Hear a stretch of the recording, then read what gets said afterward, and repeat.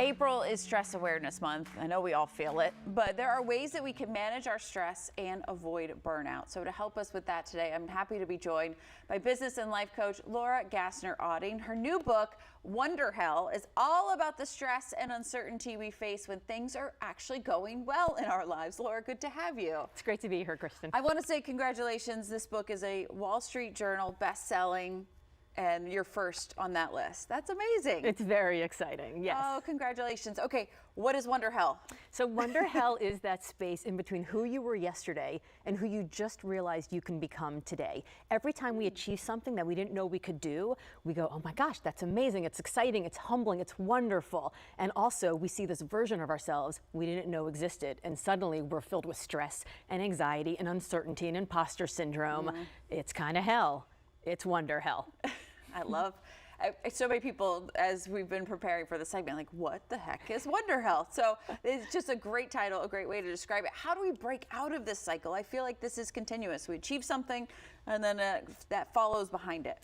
Well, we have this idea that we're only as good as our last achievement. What are we going to do? What's our last trophy? How do we do it? And the truth is, we don't have to give the trophies back. So if we think about who we are and recast those emotions to, wow, I've done this thing, now I get to try something new. Isn't that exciting that there's this new adventure in front of me? It's actually a lot easier to move forward when we're not held back by all the weight of those trophies. Right. They always say you're as great as your last achievement, but we're not. We have so much more. We have so much more, and if we don't think of ourselves just as I'm as good as my last achievement, we can actually redefine who we are every time as we learn what else we can do. So we're not trapped by this idea of everyone else's expectations of what success should be, but we get to actually have grace with ourselves to change as we learn more about ourselves. What do you say, like, in terms of appreciating what we have achieved while we're still trying to move forward? Like, you know, we want to recognize all the hard work we've done, and then how do we use that to go forward? I think one of the best things to do when you decide you want to change and do something different is to say, I may not know what I'm going to do there. I'm filled with imposter syndrome and doubt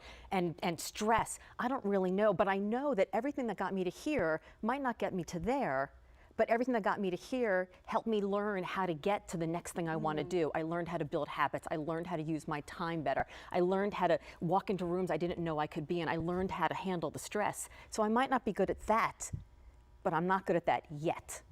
I love that. All right, what do you say to somebody that says, I just don't have time? Like, I'm so busy, I can't do this, or I can't get there, I don't have time. When people tell me I'm too busy, what I hear is it's just not that important to me.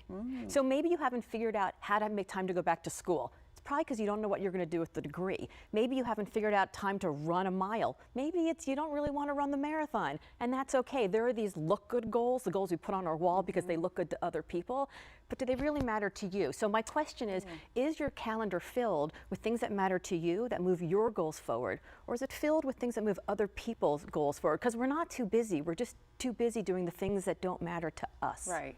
If somebody's like, I want to write a book, but you did it because it was important to you and passionate for you, but if somebody keeps putting it off, maybe it's just not their thing right now. And that's okay. Right. We don't have to all have the same shared goals, this bigger, better, faster, more. She wrote a book, I got to write a book. She did this, I got to do that. Exactly. Like the fastest and most expedient path to the corner office may be somebody else's definition of success, but it's not yours, and we can't be insatiably hungry for someone else's goals. A great reminder. Laura, thank you so very much for being here. Incredible book. Her book, Wonderhell, I still love that title, Why Success Doesn't Feel Like It Should and What to Do About It, is now out wherever you can buy books.